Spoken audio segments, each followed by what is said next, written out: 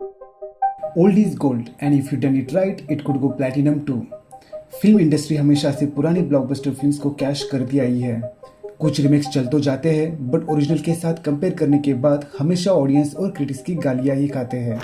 यह है it edit repeat का टॉप लिस्टेड और हम लिस्ट करने जा रहे हैं ऐसे ही कुछ रिमेक्स को जो ऑडियंस की उम्मीदों पे खरी नहीं उतरी। आपने अभी तक हमारे चैनल को सब्सक्राइब नहीं किया है तो प्लीज सब्सक्राइब कर देना और नई वीडियोस के अपडेट्स के लिए घंटी बजाना मत भूलना। इन सब डायरेक्टर्स को ब्रेव डायरेक्टर्स बोलना चाहिए जो क्लासिक फिल्म्स का रीमेक बनाने का जिम्मा अपने हाथ में लेते हैं। पर जब कोई जेपी दत्ता जैसा डायरेक्टर अपने जॉनर से हट के जॉनर चूज करके उमराव जान जैसी ब्यूटीफुल फिल्म को रीमेक बनाता है तो एक्सपेक्टेशन हाई तो हो ही जाते हैं।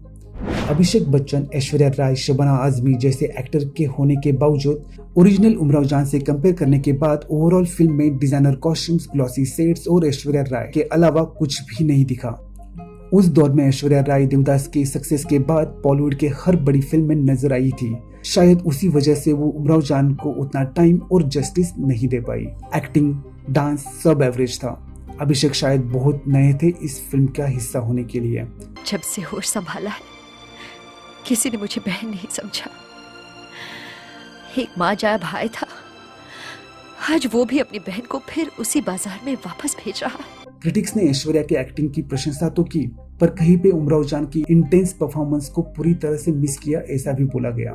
इवन दत्ता साहब ने अपना जॉनर चेंज तो किया बट अपना फिल्म मेकिंग स्टाइल चेंज नहीं किया। वही लंबे लंबे सीन्स, क्लोजअप्स आपको बोर कर देते हैं। हर बात पे सॉन्ग का डिस्ट्रैक्शन होना एज अ ऑडियंस आपको फिल्म से जुड़ने नहीं देता। एक तरफ ओल्ड उमराव जान की स्टोरी जानी जाती है उसके प्यार और समर्पण के लिए और यहाँ आप उमराव को समझ ही नहीं पाते। अनु मलिक का म्यूजिक ने कहीं से भी फिल्म को जस्टिस नहीं दिया। इन शॉर्ट उमराव जान को देखना है, गो फॉर रेखा। दीवारों दर को गौर से पहचान लीजिए। बचोर हो, एक गुंडा हो, एक गुनहगार हूँ। मैं हर गुनाह कर सकता हूँ लेकिन ये गुनाह कभी नहीं कर सकता। ओरिजिनल क्लासिक 1983 की ब्लॉकबस्टर तो थी ही बट उसके साथ साथ जैकी दादा को इंडस्ट्री में फिल्म देने वाली फिल्म थी।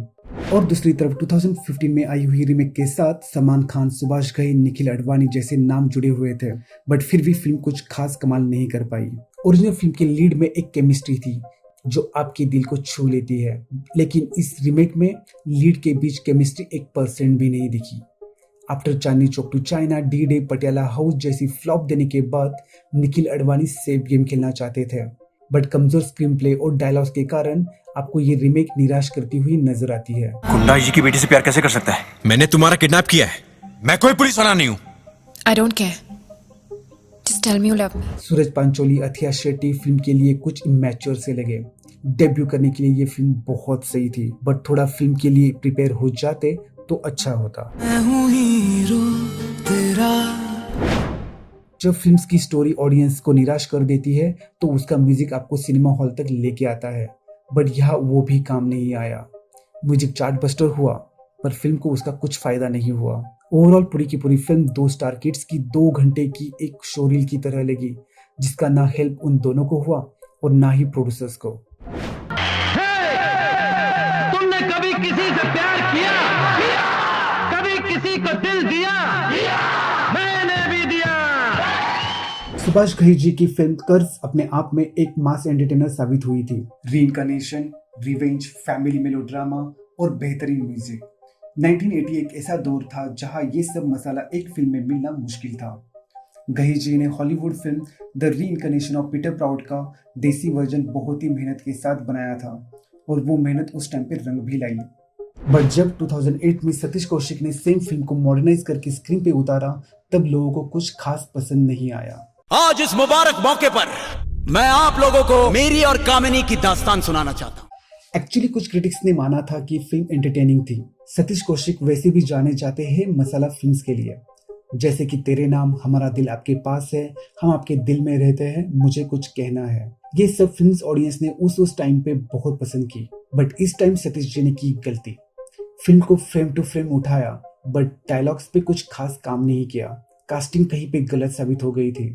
जहां सिमी ग्रेवाल ने अपनी ग्लैमरस वैम कामिनी को एक अलग मुकाम पे लाके छोड़ा था, वही उर्मिला मातोंडकर जैसी मंजी हुई एक्ट्रेस वो मैजिक लाने में फेल हो गई। धोखा दिया है मुझे तुमने।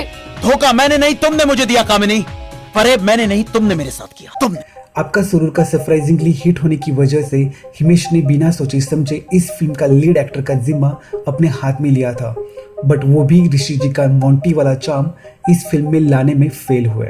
फिल्म का म्यूजिक तो चला, बट फिल्म पे वो कुछ खास असर नहीं कर पाया। मेरे प्यार का जुनून और तुम्हारे इंतजार की हद है जिसकी वजह से मैंने दोबारा इस दुनिया में जन्म लिया।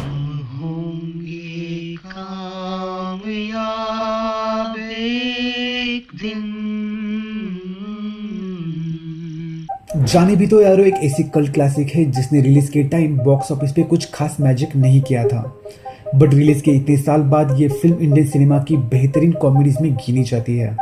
2014 में आई हुई ओ तेरी फिल्म का प्लॉट पूरी तरह से जाने भी दो यारों से इंस्पायर्ड था। प्रोड्यूसर्स ने रिलीज के टाइम इस फिल्म को एज ए रिमेक प्रमोट नहीं किया था, बट कैरेक्टर्स और फिल्म के कुछ इंसिडेंट्स देखने के बाद आप इसको जाने भी दो यारों से जोड़ देते हो। उधर देखो, इधर देखो, इधर उधर क्या देखा है, नाक को देखो। हाँ, जहाँ पे पुराने में लीड्स एक फोटोग्राफर थे, वही यहाँ लीड्स एक टीवी जर्नलिस्ट थे। पुरानी फिल्म्स में फोटोग्राफर्स को मिल जाती है एक डेड बॉडी और वो फंस जाते हैं एक बड़ी पॉलिटिकल कॉन्स्पिरेसी में। यहाँ पे भी कुछ सेम ही हो जाता है। फिल्म्स के डायलॉग्स बहुत ही लेम थे, एक्टिंग फेक थी, बिना वजह के गाने फिल्म में गार्निश किए गए थे, जिस वजह से फिल्म के साथ आप कनेक्ट कर ही नहीं पाते। अनुपम खेर और विजय राज के अलावा फिल्म को किसी ने सीरियस लिया है ऐसा एक बार भी नहीं लगा। फिल्म कब आई कब चली गई कुछ पता भी नहीं चला। इससे पहले कि हम सबसे वर्स्ट फिल्म को देखें, let's check some special mention list. ओहो शिकार, शिकार दो बेचारे बिना सहारे, दिल मद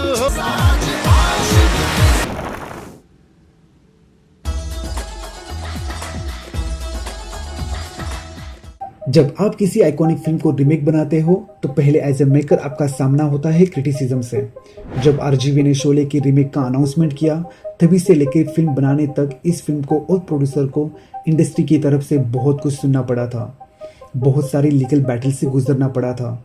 शायद इसी वजह से रंगीला, सत्या, भूत, कौन और सरकार जैसी मास्टरपीस बनाने वाले आरजीवी शोले के रिमेक के साथ क्रिएटिवली इन्वॉल्व नहीं हो पाए।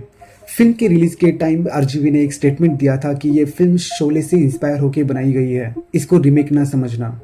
बट जब फिल्म का स्टार्टिंग में ही एक ओरिजिनल फिल्म से लिया हुआ नोटेबल बैकग्राउंड स्कोर सुनाई देता है, तब से लेकर फिल्म के एंड तक ओरिजिनल फिल्म आपको हॉन्ट करती रहती है। लगता है कि शोले की रिमेक नहीं, एक पेनफुल पैरोडी देख रहे हो। ओरिजिनल फिल्म को फ्रेम टू फ्रेम कॉपी किया गया होता तो भी चल जाता, बट सेम स्टोरी और किरदारों के साथ किया गया ये खिलवाड़ ऑडियंस और क्रिटिक्स को रास नहीं आया।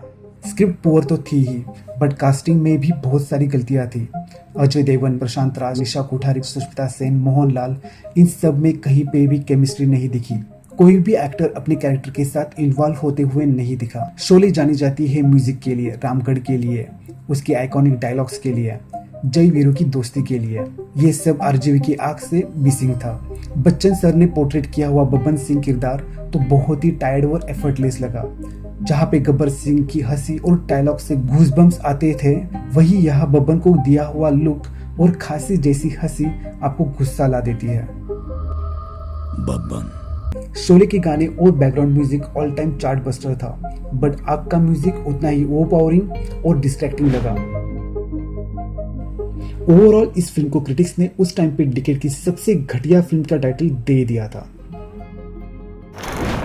आप हमारी इस लिस्ट से एग्री करते हो तो कमेंट और लाइक करना मत भूलना।